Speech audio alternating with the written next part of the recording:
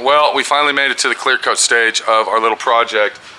This all started out as a review of the ShopLine HS, which is high solids European clear coat. That would be JC 6700. And this started out that we were just going to go ahead and test this out and give you a quick review on how it worked out. But I also took you through steps of situations that might arise and solutions that you can find to fix those situations. When we ran into our dent on our quarter panel when we were getting ready to go clear coat. But here's another situation that arose that I didn't even know of until just recently, which is this morning, is that they actually gave me a fast hardener, which is, they call it activator, I'm going to call it hardener. They gave me a fast hardener instead of a slow hardener, and if I would have been able to paint that car on Friday night like I wanted to do, it would have never even happened, because the hardener that they gave me was for wintertime use. That's another thing you got to really watch out for, is make sure you use the right activator slash hardener for the temperature that you are using it in. And so they came over first thing this morning and swapped that out for a slow. Welcome to D.I.Y. Automotive School. Which is what we need today, being in the middle of July like it is, blah, blah, blah. It's very hot out. It's actually about 8 o'clock in the morning right now, and I'm already sweating like a pig. So, back to the story here. With my friend Pete and Minnie, the body shop girl. We got the ShopLine 6700, JC 6700. This is the typical clear that I use right here. It's Matrix MS52 Universal Clear Coat. It's everything you need to know about cars and more.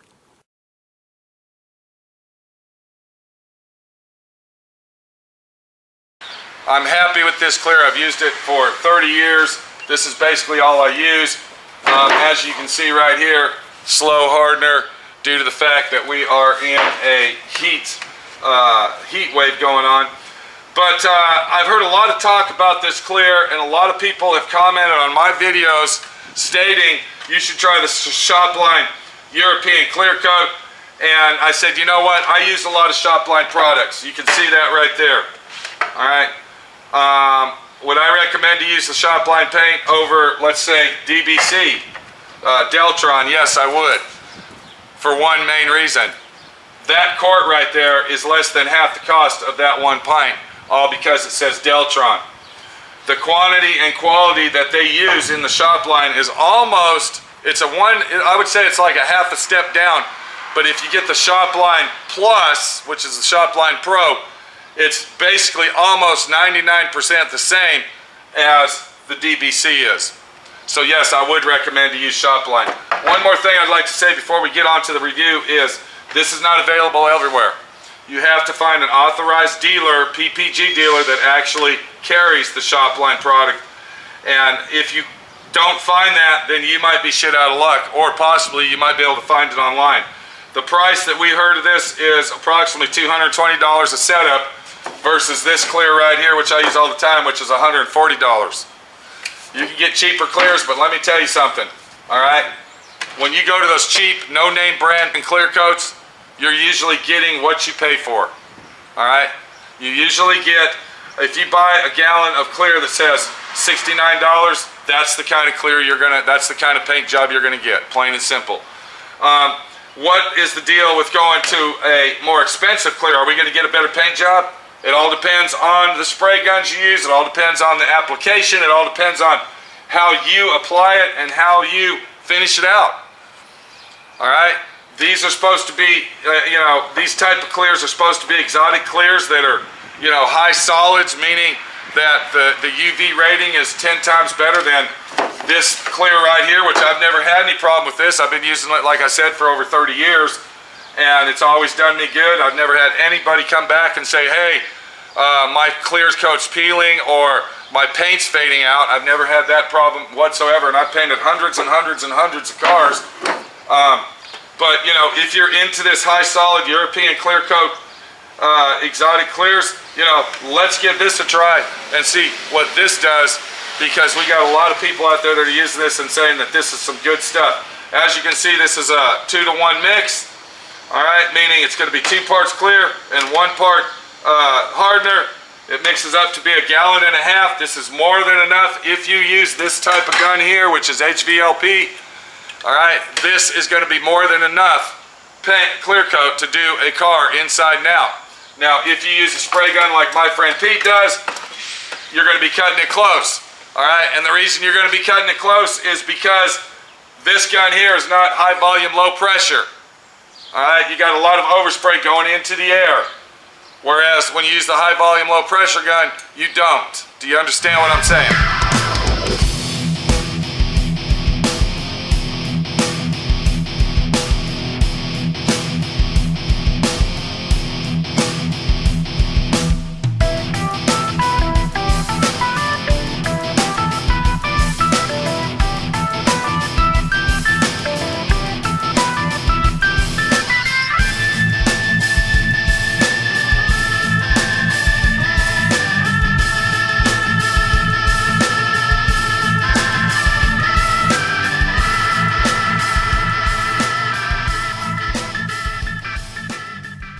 So we're not really here to talk theories on spray guns. What we are here to do is to test this out.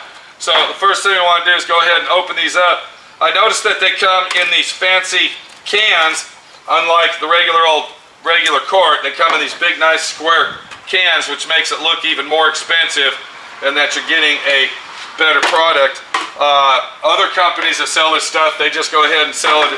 If you buy 1 gallon and it's high solids, they give you 2 quarts of hardener instead of making this little half-gallon can and making it look all high-tech. What they're trying to do here is they're trying to copy other brands such as Speed Zackers and Glazerit.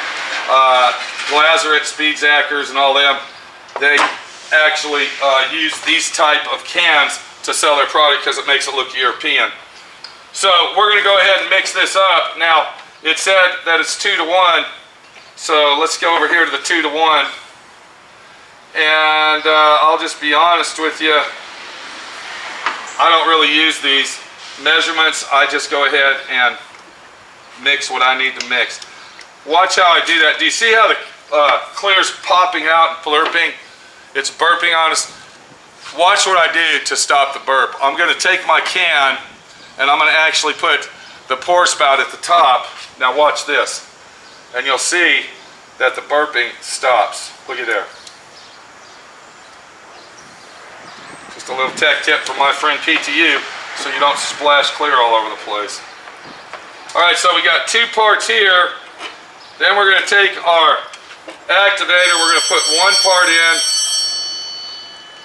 just like this.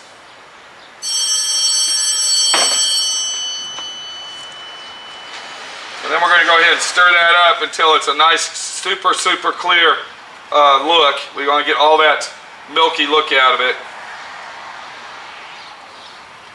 Alright, so once we get it all mixed up, we're going to go ahead and get our spray gun out. And then, even though this is clear coat, we're still going to use our strainer to strain it with. Alright.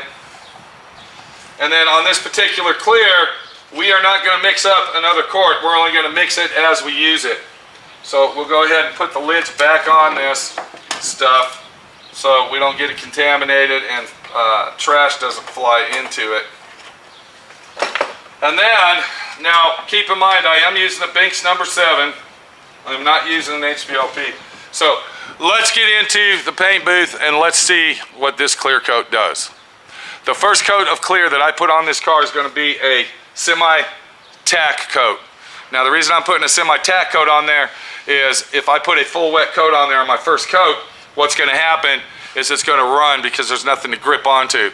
Once you put your tack coat on, then the next 2 coats of clear that you put on will have something to grip onto, and that will save you from runs in your clear. Now that's the most common thing that people make a mistake of, is they don't put a quick tack on their clear coat. They just go straight in and clear coat it just like they would clear coat a car normally. And if you follow my lead on this and you put a tack coat on there first, now I'm not talking a real fast tack coat, I'm talking a medium fast, you know. All right, you're still chasing the dryness out of your paint, but it's not a full wet coat of clear. All right, you just want to move a little bit faster, and you want to keep the gun a little bit farther away when you spray this stuff, and that goes with any clear. This is another suggestion I'm going to give you, and then we're going in the paint booth.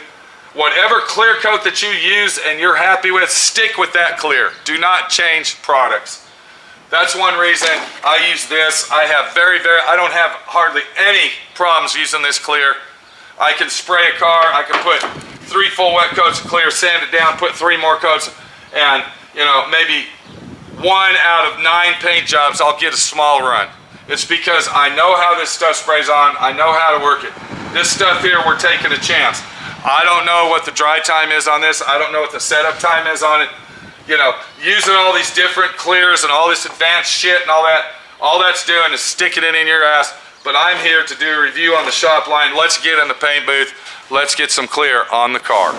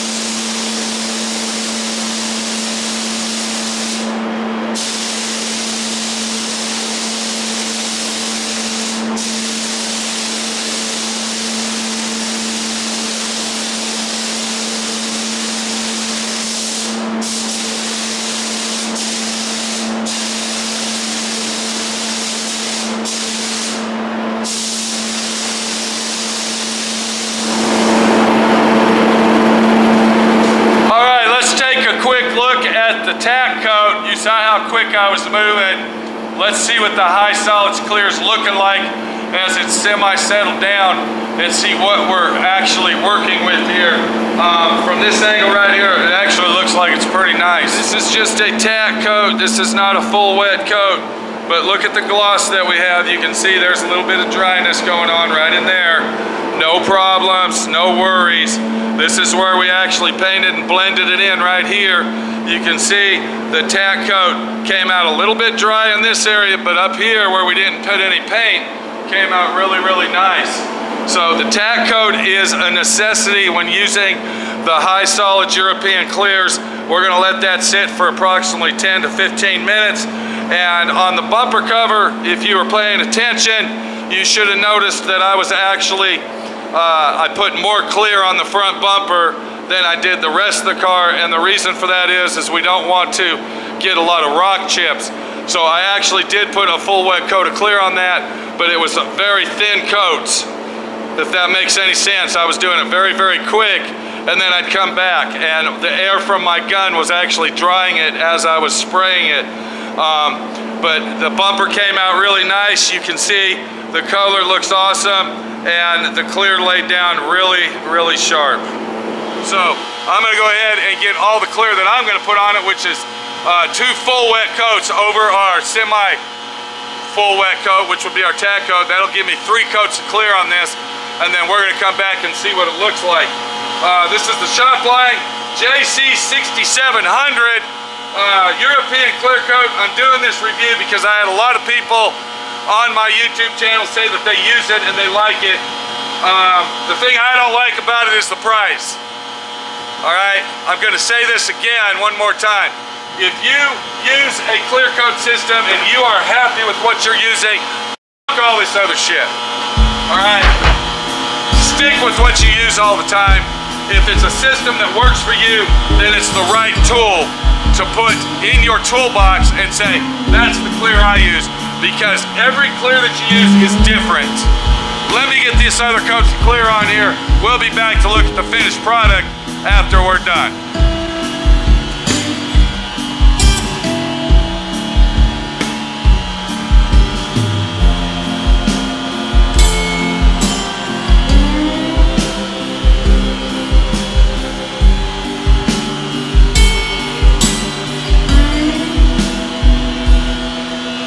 Thanks for watching D.I.Y. Automotive School. Classes don't stop till you know everything.